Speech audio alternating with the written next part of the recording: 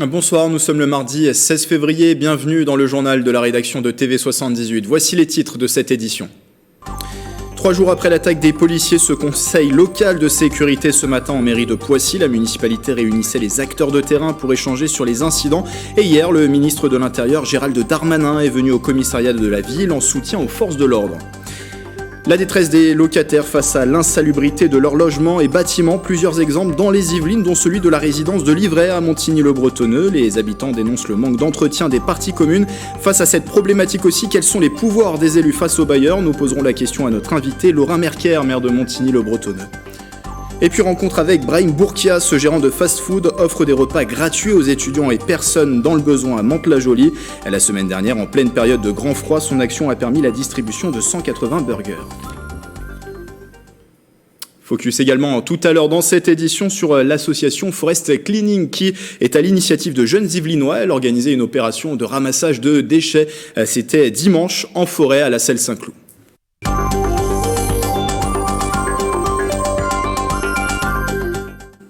C'était samedi dernier, une patrouille de police était sérieusement prise à partie par une trentaine de personnes dans le quartier de Beauregard à Poissy. Une vidéo montrant les faits a suscité nombre de réactions et 3 jours après les incidents, la municipalité réunissait ce matin en mairie les acteurs de terrain pour un conseil local de sécurité. Sur place, représentants de l'État, associatifs et forces de l'ordre. Reportage. C'était une réponse apportée à l'attaque des policiers par un groupe de jeunes à Poissy. Une réunion avec l'ensemble des partenaires de la ville s'est tenue ce mardi 16 février à l'hôtel de ville. Des représentants de l'État, des forces de police, de l'éducation, de l'emploi, du logement, des associations et des acteurs de terrain. La principale du collège Jean Jaurès nous disait qu'ils étaient totalement déscolarisés, mais tenez-vous bien, non pas depuis leur entrée au collège, quasiment depuis la maternelle, avec une paupérisation intellectuelle des familles. Donc on le voit bien que c'est bien plus profond que le simple fait de jeter un mortier. Ces jeunes ne se dépensent plus, ils vivent dans leur quartier populaire en général, dans leur famille, souvent des familles nombreuses, donc dans des espaces qui sont réduits. C'est sûr que c'est pas une norme en tant que telle. Pour autant, est-ce excusable que d'aller jeter des mortiers à l'endroit des forces de police ? La crise sanitaire n'arrange pas la situation. Cette patrouille de police prise à partie par des jeunes rappelle l'urgence d'agir dans les quartiers populaires, notamment pour l'État à travers ses compétences. C'est la mise en place avec le délégué du préfet, par exemple, des sites de formation sur laïcité, sur le fait religieux. C'est le travail qui est fait sur la rénovation urbaine. C'est un certain nombre d'aides que l'on peut faire. De nombreux dispositifs sont aussi mis en place par la commune en collaboration avec d'autres collectivités. C'est le cas de la prévention spécialisée du département des Yvelines avec l'association IFEP. Les éducateurs sont embauchés localement pour encadrer des jeunes de quartiers populaires. Sur le quartier de Saint-Exupéry, on a eu bien moins de problèmes parce que la prévention spécialisée y est présente, occupe entre guillemets ces jeunes, échange avec ces jeunes et de temps en temps, lorsque ces jeunes débordent, eh bien les recadre. Il y a un besoin effectivement de communication pour rappeler plus que jamais les règles. Et rappeler plus que jamais les règles, c'est rencontrer ces jeunes. Le maire de Poissy, Carl Olive, a d'ores et déjà prévu de rencontrer les jeunes du quartier Beauregard d'ici la fin de la semaine. Et hier, Gérald Darmanin a effectué une visite surprise à Poissy, déplacement au commissariat de la ville en soutien aux policiers après les incidents au quartier de Beauregard. Le ministre de l'Intérieur a tenu à mettre en garde contre tout laxisme face à la délinquance et a annoncé des moyens supplémentaires pour les forces de l'ordre sur place. Écoutez-le. Je suis venu dire ici à Poissy, ce déplacement était pour dire aux policiers qu'il ne faut rien laisser passer en République. Et que s'attaquer à des policiers, c'est s'attaquer à la République. Et le ministère de l'Intérieur soutient ces policiers, ces gendarmes, des moyens matériels supplémentaires. On va réfléchir aussi dans ce coin des Yvelines que je connais bien également pour aider les élus dans leurs interventions, en caméras de vidéoprotection, en effectifs, en matériel. Et redire à l'ensemble de la population française, qui je sais soutient les policiers, que nous ne laisserons pas passer le moindre laxisme envers ces quelques-uns qui embêtent une très grande majorité d'entre nous.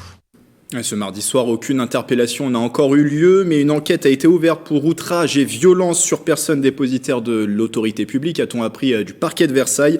Elle a été confiée à la sûreté urbaine de Conflans-Sainte-Honorine.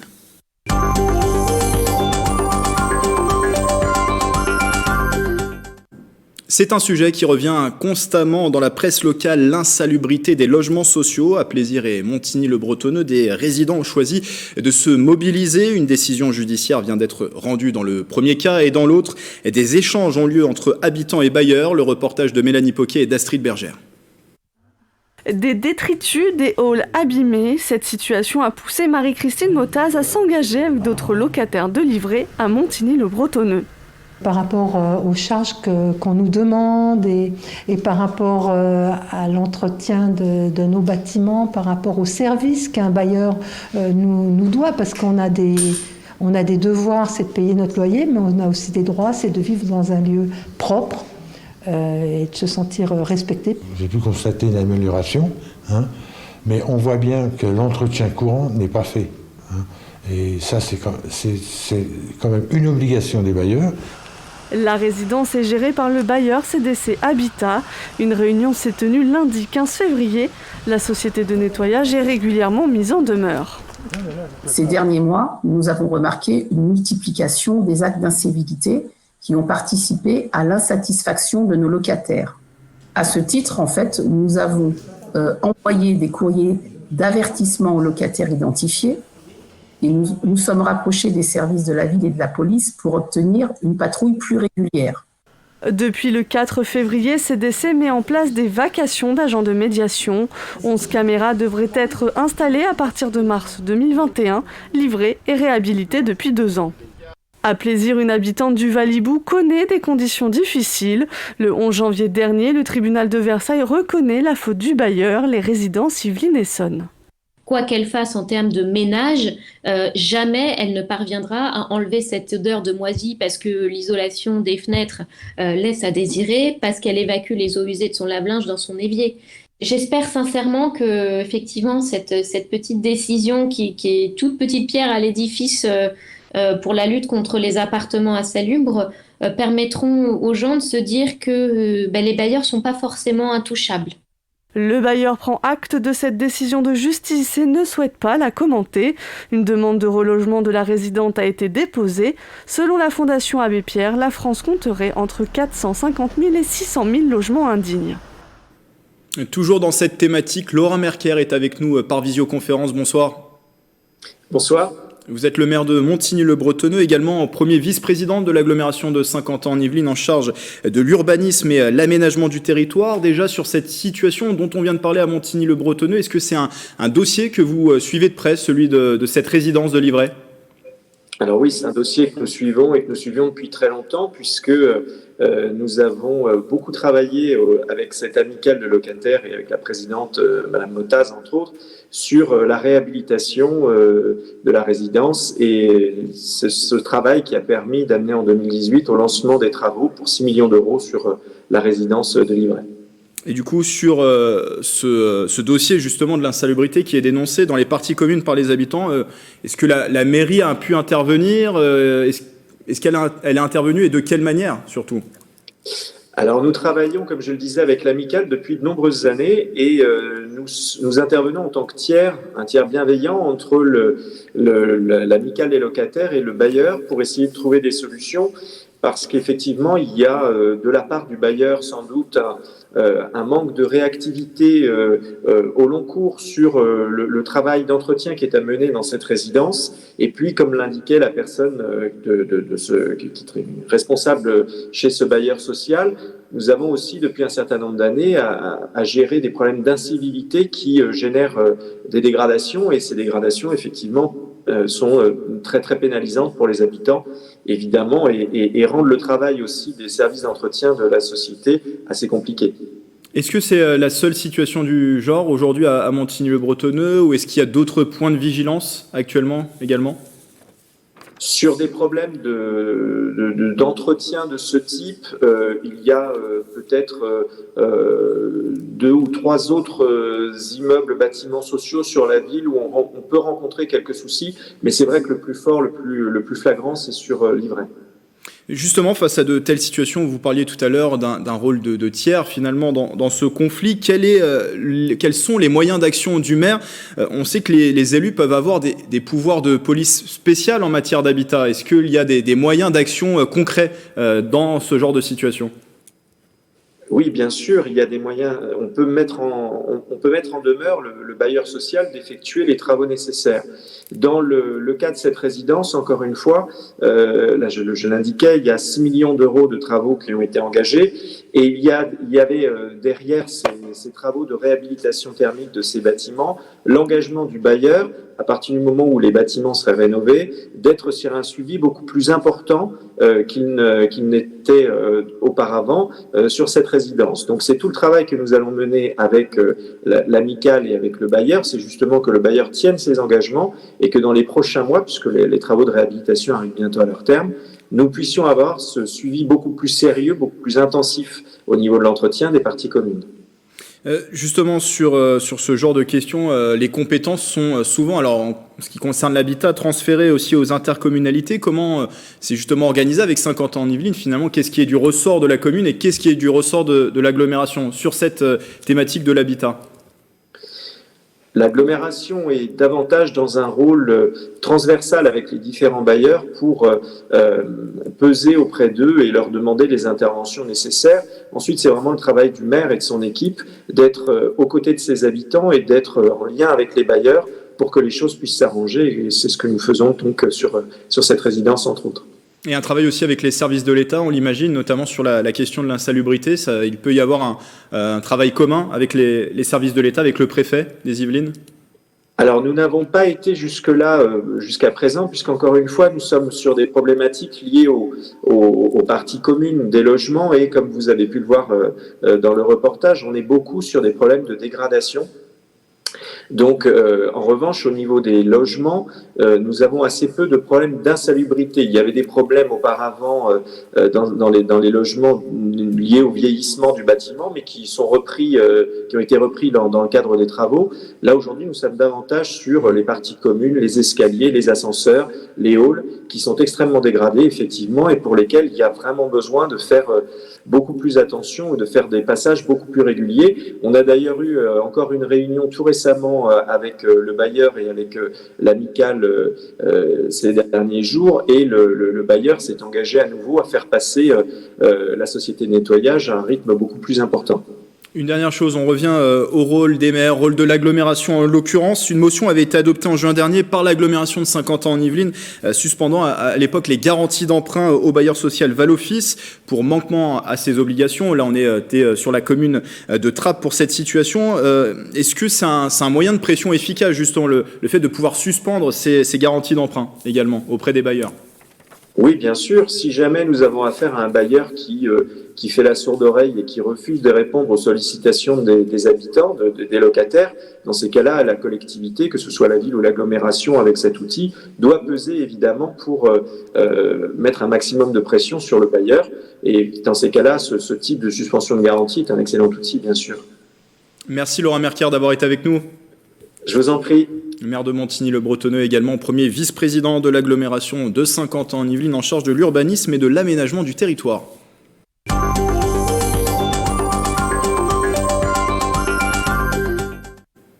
Dans l'actualité, toujours le Covid-19 et la part des variants qui continuent d'augmenter dans le nombre de nouvelles contaminations. Selon le laboratoire Cerba, 40 à 45% des cas en Ile-de-France seraient liés au variant anglais du coronavirus.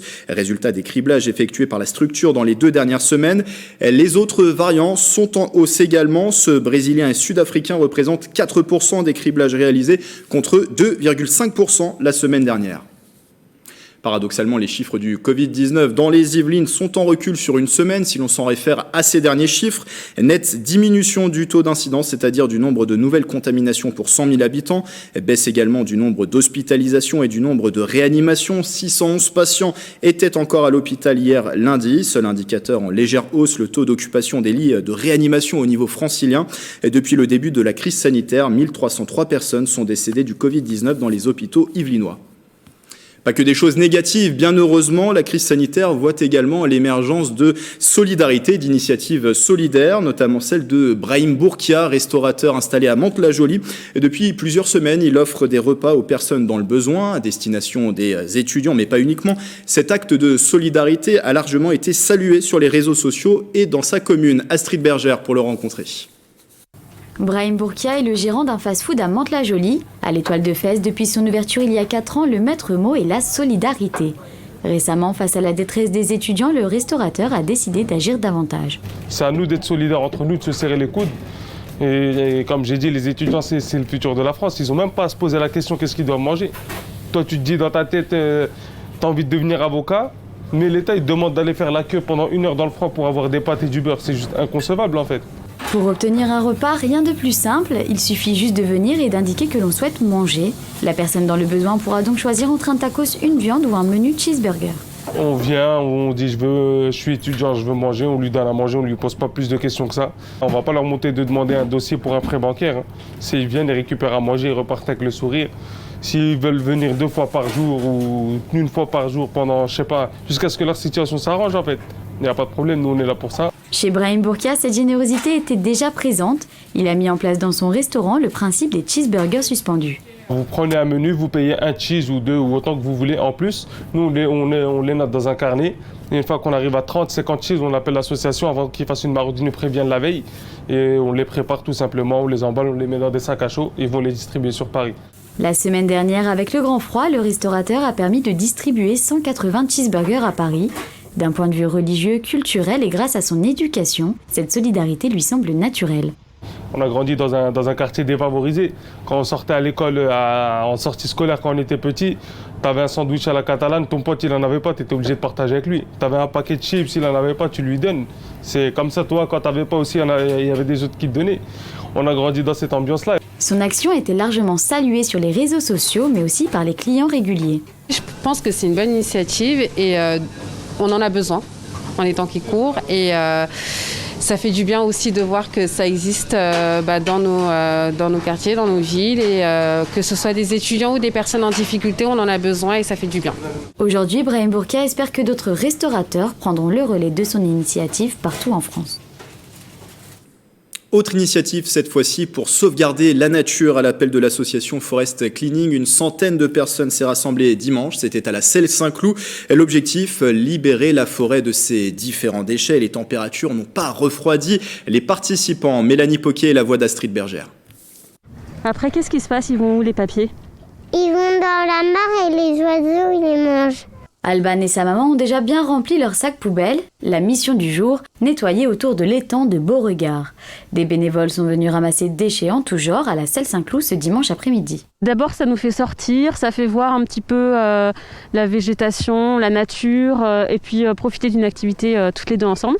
Et je trouve que c'est bien aussi pour initier aux bons gestes écologiques, pour apprendre un petit peu aux enfants que c'est important de ne pas jeter de déchets. On est un peu désœuvré par rapport aux abords des milieux naturels qu'on peut traverser et qui sont jonchés de détritus. Et voilà, c'est pas comme ça qu'on aimerait voir ces lieux. Je trouve ça important que chacun participe à son petit niveau à l'entretien de notre planète, et notamment des forêts qui sont envahies de plastique et de sacs et de détritus. Et je trouve ça important que la jeune génération soit aussi là. À l'initiative de l'association Forest Cleaning, lancée en septembre 2020 par 2 jeunes Yvelinois, elle compte à ce jour une centaine de bénévoles. Elle s'organise autour de 3 missions. Toutes les forêts, bien sûr, on doit les nettoyer parce que si on ne nettoie pas les forêts, c'est vraiment les forêts sont très très sales, etc. Et donc tous les animaux meurent. Donc notre association est là donc pour nettoyer les forêts, protéger les forêts et sensibiliser les jeunes et les adultes à ne plus jeter en forêt. L'association recherche des bénévoles pour les accompagner lors de prochaines actions et appelle aussi aux dons. Les fondateurs aimeraient la développer dans toute la France. Le sport, on va parler de voile. L'information a été officialisée ce mardi midi. L'Yvelinois Louis Burton, 3e du dernier Vendée Globe, va continuer l'aventure avec Bureau Vallée, au minimum jusqu'en 2026. Autre annonce importante, le rachat du bateau L'Occitane en Provence d'Armel Tripon pour plus de 4 millions d'euros. Un voilier de toute dernière génération et qui a terminé 11e du dernier Vendée Globe. On écoute Louis Burton lors de sa conférence de presse, les propos sélectionnés par Mickaël Elmidoro. Cette vitesse, ce concept fait rêver, et on est persuadé que, à la condition de savoir préserver la structure lorsque la mer sera pas au rendez-vous pour attaquer, on est persuadé que que c'est un bateau, du coup ce Bureau Vallée 3 qui nous permettra d'aller chercher des podiums et peut-être, en tout cas j'espère, ça va être nos objectifs, la victoire. Et puis le Paris Saint-Germain retrouve la Ligue des Champions ce mardi soir, 8e de finale aller au Camp Nou face au FC Barcelone. Dans le groupe parisien pour affronter les Catalans, l'entraîneur Maurizio Pochettino a appelé également Édouard Michu. L'Yvelinois de 17 ans est passé par les clubs du Chennai et de Versailles avant d'intégrer le Paris Saint-Germain en 2016. International U17, le milieu de terrain a signé son premier contrat professionnel avec l'équipe de la capitale en juillet dernier et ce jusqu'en 2023. Barcelone-Paris Saint-Germain, coup d'envoi à 21h. Voilà, c'est la fin de ce journal. Merci de votre fidélité. Dans un instant, vous retrouverez Justine Brasier à la tête de son émission, le 7-8 Culture. Belle soirée avec TV78.